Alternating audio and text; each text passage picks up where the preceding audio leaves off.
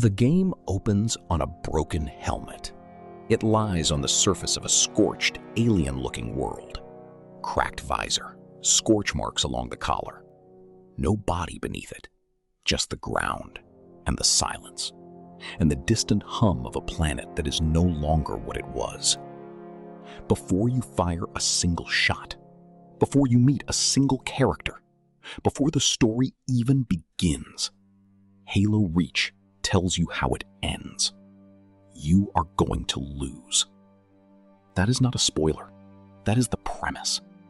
Reach is a prequel to Halo Combat Evolved, and anyone who has played that game knows what happened to this planet. The Covenant found it. They glassed it from orbit. Billions of people died. The UNSC's most important military stronghold outside of Earth? Gone. Bungie knew the audience already knew this, and they made the deliberate choice to use that knowledge as a weapon, to build a story where every victory is temporary, every moment of hope is borrowed time, and the only question that matters is not whether these people will survive, but how they will spend the time they have left. Halo Reach was also Bungie's last Halo game. After a decade building this franchise, they were handing the keys over and walking away. And so the story they chose to tell with their final entry was one about a team of soldiers fighting a battle they cannot win, for a cause that matters even when, especially when, the outcome is already written. What they made was something beyond a shooter. It was a eulogy.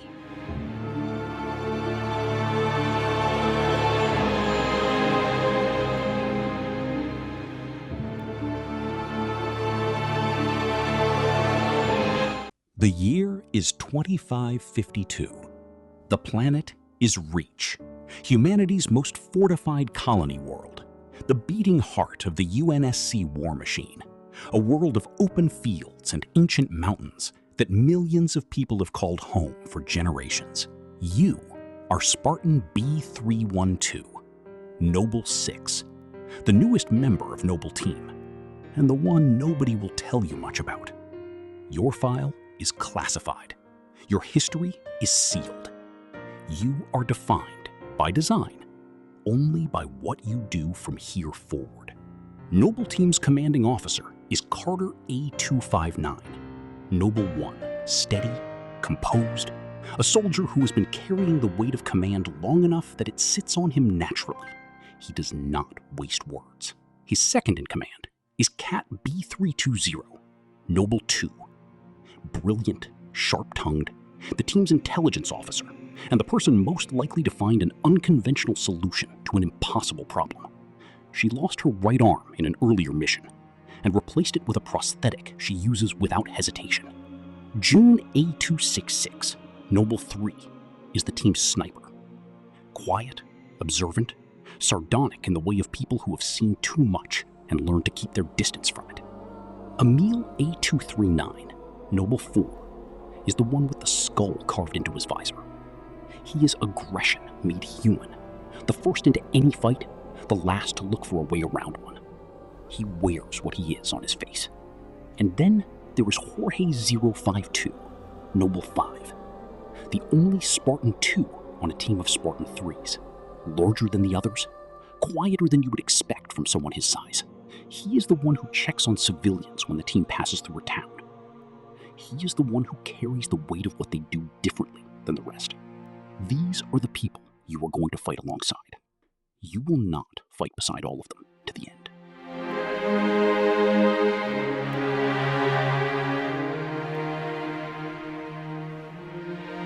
Noble Team is sent to investigate a communications blackout at the Visegrad Relay, one of Reach's primary communications hubs. The expectation is insurrectionists, human rebels who have been a persistent headache on the outer colonies. The mission is treated as a routine investigation. What they find is not insurrectionists. The relay station is a ruin. UNSC troopers are dead, and the thing that killed them left behind signs that no insurrectionist cell could produce. The hallmarks of Covenant forces, operating on the ground of humanity's most fortified world. Not a scouting party, not a probe. a beachhead. The Covenant have been on Reach for some time already, moving quietly, establishing a foothold in the VRE territory while UNSC Command watched the skies. Covenant stealth technology hid their ground deployments entirely. The invasion force discovered during the subsequent reconnaissance mission is not an advance unit. It is the front line. Winter Contingency has been declared. The phrase carries a specific weight in UNSC protocol. It means the Covenant is confirmed on the ground, and planetary defense measures are now active. Every soldier on Reach knows what those words mean. They have trained for this. None of them wanted to hear it.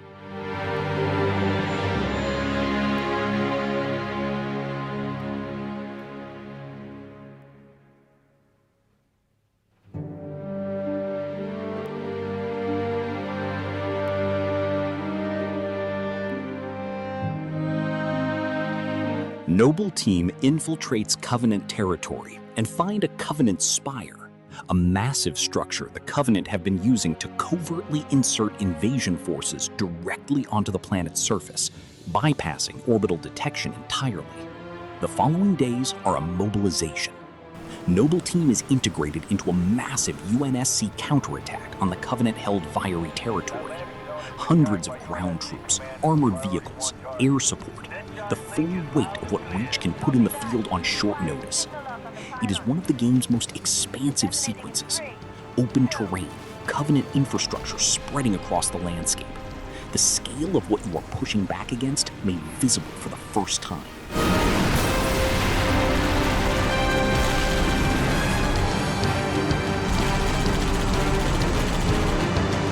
Incoming! Might want to hold on to something.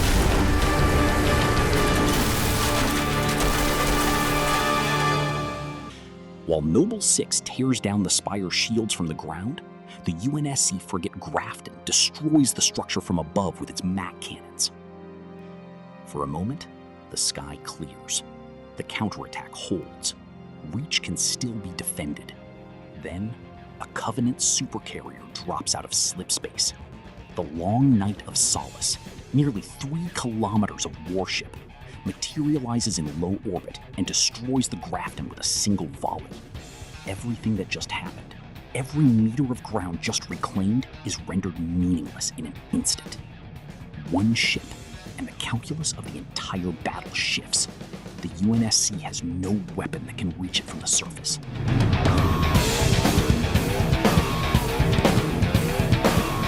Cat has a plan. It is not a safe one. A makeshift slipspace bomb, assembled from salvaged components, can be detonated inside the supercarrier's energy shield, creating a rupture catastrophic enough to destroy the ship from within. Delivering it requires boarding a Covenant corvette, using it to dock with the supercarrier, and triggering the device while inside. Noble 6 and Jorge volunteer for the operation. They fight their way onto the corvette in one of the game's most intense boarding sequences, close-quarters combat through alien corridors against a crew that did not expect to be boarded. They reach the bomb. They prepare the detonation. And then, the mechanism fails. The bomb has to be triggered manually. Someone has to stay behind. Jorge doesn't argue. He doesn't give a speech. He looks at 6, says what needs to be said, and throws Noble 6 off the corvette, back toward Reach, falling through the atmosphere, alive. The supercarrier's midsection vanishes into a slipspace rupture. The explosion is visible from the ground. And then, the main Covenant fleet arrives. Hundreds of ships dropping out of slipspace in the space the Long Night of Solace once occupied. Jorge's sacrifice bought humanity minutes, not hours, not days. Minutes. Noble 6 falls back to Reach alone.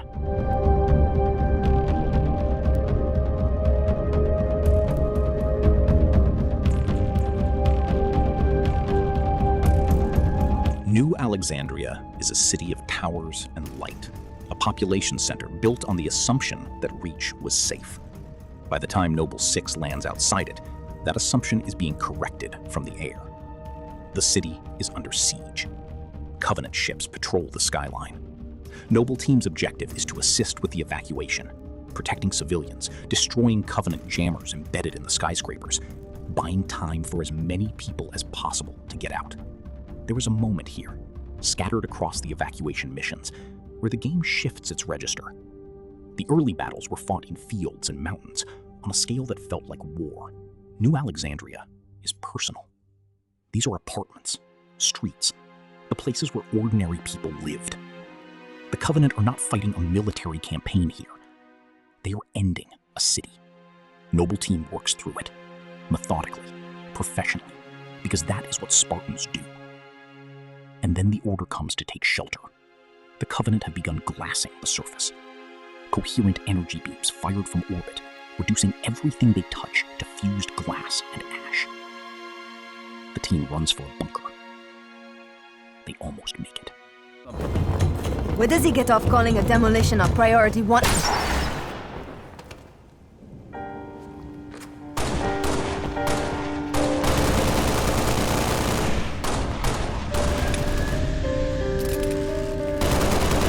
Kat is killed by a sniper shot from a Covenant Phantom overhead. One round, no warning. She is mid-sentence when she falls. It is the first death among the people you know, and the game makes no ceremony of it, because war doesn't. She is there, and then she isn't. And Noble Team keeps moving, because stopping is not an option when the city is burning around you.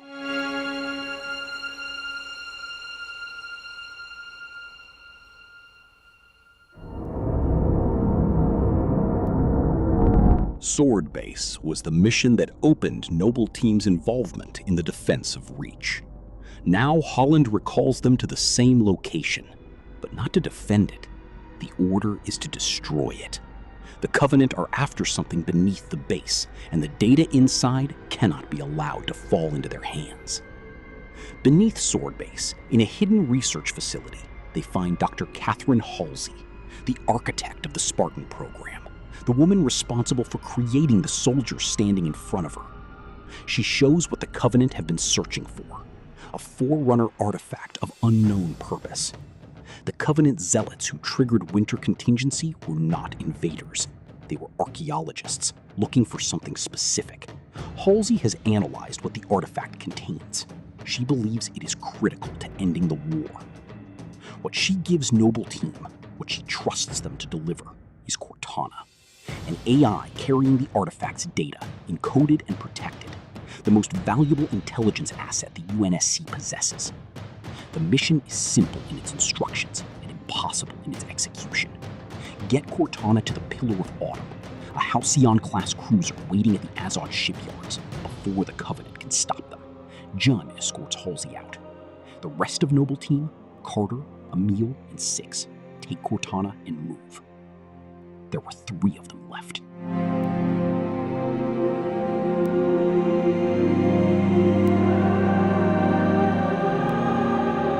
The Azod shipyards are a graveyard of half-built hulls and burning infrastructure. The Pillar of Autumn sits in the distance, preparing to launch under fire. Between Noble Team and the ship is everything the Covenant can put in their way. Their Pelican comes under attack. Carter orders Six and Emil to jump clear. As they fall away, he takes what is left of the aircraft and steers it directly into a Covenant Scarab, a massive armored walker that would have stopped them entirely. He destroys it. 2 left.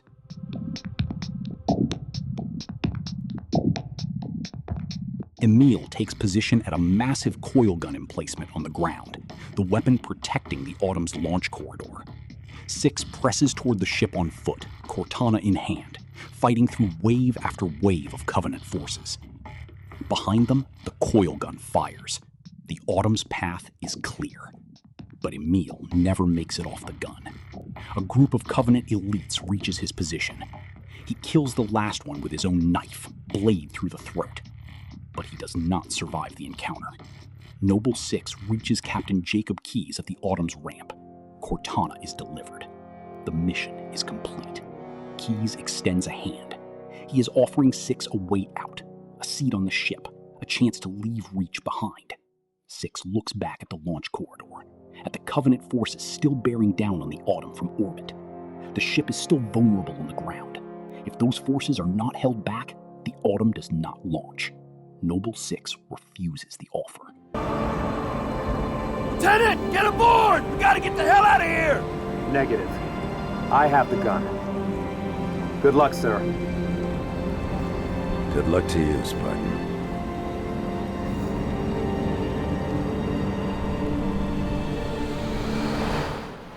Six turns back toward the enemy and starts firing. The Pillar of Autumn launches. The ship that will carry Cortana and Master Chief toward the events of Halo Combat Evolved escapes into slipspace. Everything that follows in the Halo series, every battle, every ring, every moment of the story you already know, is only possible because Noble Team held this ground.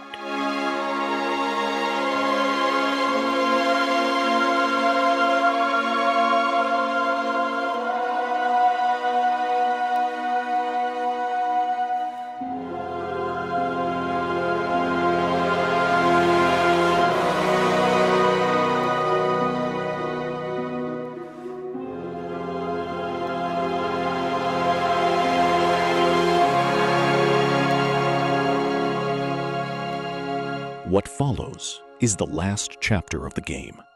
It has no objective marker, no waypoint, no mission to complete. Just survive. Noble Six stands alone on the surface of Reach. The Covenant are everywhere. There is no extraction, no fallback position, no plan. The fight is already over in every meaningful sense. Reach is lost. The planet's fate was sealed the moment that fleet arrived. And yet, Six fights. Against dozens, then hundreds. The armor takes damage. The shields fail and come back and fail again. Enemies keep coming, because they will not stop, and Six will not stop.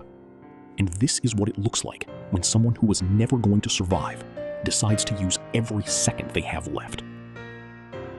Eventually, it ends the only way it can.